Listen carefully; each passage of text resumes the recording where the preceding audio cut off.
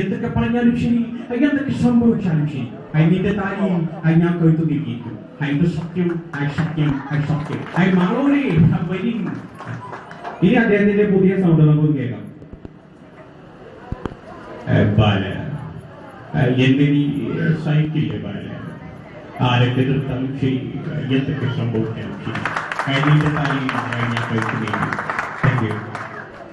തൊട്ടുപുറകെ മലയാളത്തിലെ പഴയകാല വില്ലൻ, ഇപ്പോഴത്തെ സ്വഭാവധർമ്മമായ ശ്രീ ജനാർദ്ദനൻ.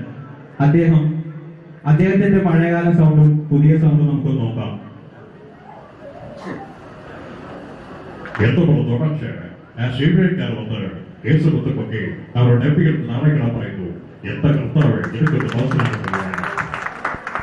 ഇനി അദ്ദേഹത്തിന്റെ ഇപ്പോഴുള്ള സൗണ്ട്.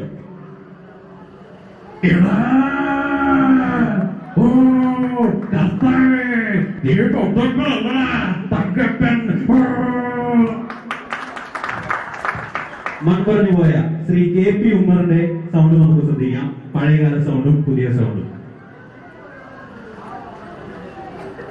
മഹേശ്വരി, എന്നോട് സഹകരിച്ചാൽ നിനക്ക് ഞാൻ ആനെ വാങ്ങിച്ചിരും, ചേനെ വാങ്ങിച്ചിരും.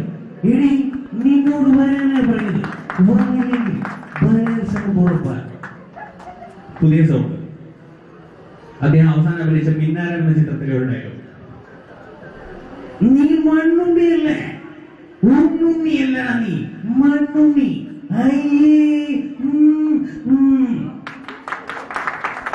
നമ്മുടെ കോഴിക്കോടിന്റെ മുത്ത് നിങ്ങൾക്ക് എല്ലാവർക്കും അറിയാം. കോളേജ് കുമാരികളുടെ ഹരമായ മാമുക്കോയ. അദ്ദേഹം പഴയകാല സൗണ്ട് ശ്രദ്ധിച്ചാൽ അറിയാം. അദ്ദേഹത്തിന്റെ സൗണ്ട് പഴയകാല സൗണ്ട്. അല്ല കുറച്ചോന്ന് എന്താണ് അവസ്ഥ? കൊച്ചല്ല ആടിന്റെയും കോയിന്റെയും താറാവിന്റെയും എന്താണ് നിങ്ങളൊക്കെ ഇങ്ങനെ പറഞ്ഞ് കുറച്ചോന്ന്. അദ്ദേഹത്തിന്റെ പുതിയ സൗണ്ട്.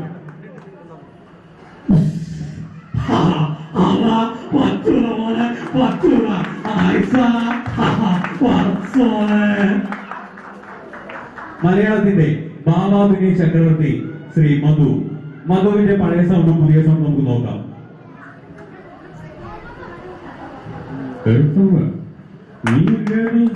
ഈ കടപ്പുറത്ത് നീ പാടിപ്പാടി വയ്ക്കും.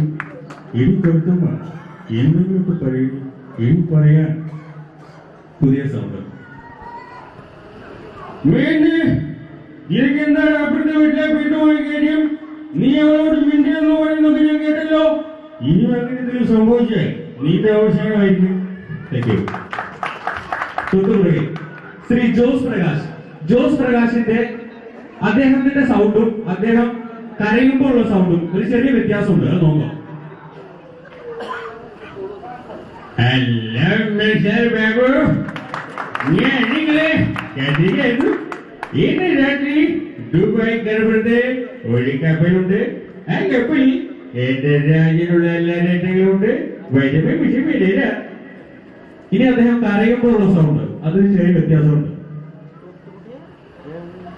എന്റെ ലക്ഷ്മി എന്നോട് സഹകരിക്കില്ല. ലക്ഷ്മി എന്റെ കൊച്ചു ലക്ഷ്മിയില് ഞാനൊരു തെറ്റ് ചെയ്തില്ല. ലക്ഷ്മി എന്നെ സഹകരിക്കൂ എന്റെ ലക്ഷ്മി. ഇനി നമുക്ക് മലയാള സിനിമയിലെ ചില താരങ്ങളെ പരിചയപ്പെടാം. അവർ ഒരു പാട്ടുമായിട്ടാണ് നിങ്ങളുടെ മുന്നിൽ വരുന്നത്. പാട്ട് പാടാൻ അറിയാത്തവരുണ്ടോ? അവരുടെ ഡയലോഗുമായിട്ട് വരും. ആദ്യമായി നമ്മുടെ